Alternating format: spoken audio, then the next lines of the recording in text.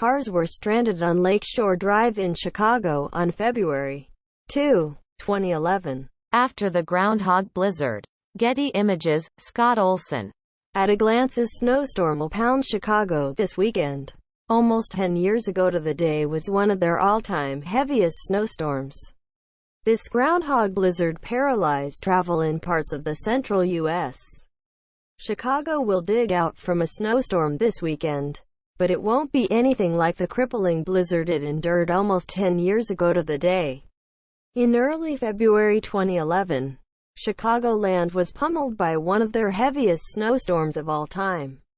Known as the Groundhog Blizzard, this massive storm dumped 21.2 inches of snow at Chicago's O'Hare Airport from the evening of Jan. 31 through February 2, 2011. It was their third heaviest snowstorm all time, trailing only the Jan. 1967 storm, 23 inches over 2 days, and the New Year's 1999 storm, 21.6 inches over 3 days. It did set the city's all-time 24-hour snowfall record. However, as 20 inches of snow buried O'Hare from the afternoon of February 1 through the morning of Groundhog Day, February 2, accompanied by occasional lightning. That's over half of the city's average annual snowfall of 36 inches in just 24 hours.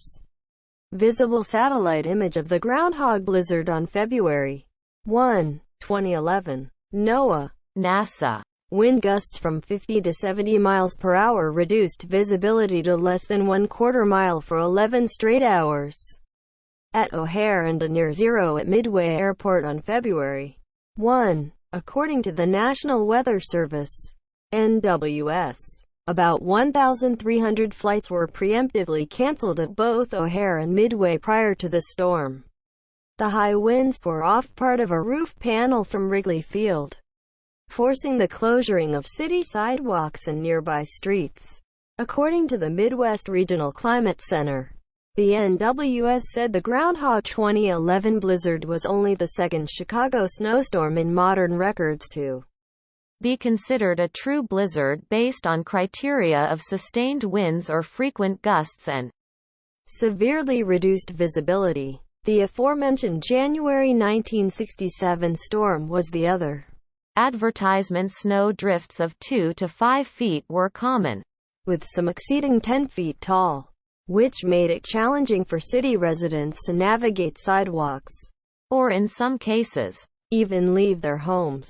This magnitude of snow, wind and drifted snow choked city streets, forcing drivers to abandon their vehicles on Lakeshore Drive in one of the most iconic winter storm scenes in recent years.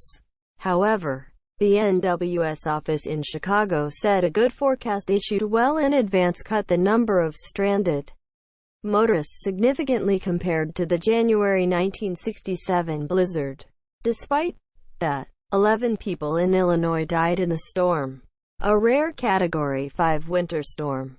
This wasn't just a Chicago snowstorm. Blizzard warnings were issued for 8 states, from Oklahoma to lower Michigan, where over 10 inches of snow blanketed the ground. A map showing snowfall accumulations during the groundhog blizzard of 2011. NOAA, NCDEI. States of emergency were declared in Illinois, Missouri, Oklahoma and Wisconsin. It was the heaviest one, 13.2 inches, and 2-day, 14 inches, snowfalls on record in Tulsa, Oklahoma. 1 foot of snow fell in Oklahoma City, which forced the closure of Will Rogers World Airport for 20 hours.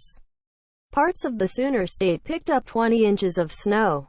In southeast Wisconsin, vehicles were stranded on Interstates 43 and 94 south of Milwaukee from heavy snow and drifted snow. The Groundhog 2011 blizzard was one of only 4 other storms in the Ohio Valley region since 1900 to be categorized by NOAA as a Category 5 winter storm, the strongest category on the Regional Snowfall Index scale. The weather company's primary journalistic mission is to report on breaking weather news, the environment, and the importance of science to our lives. This story does not necessarily represent the position of our parent company, IBM.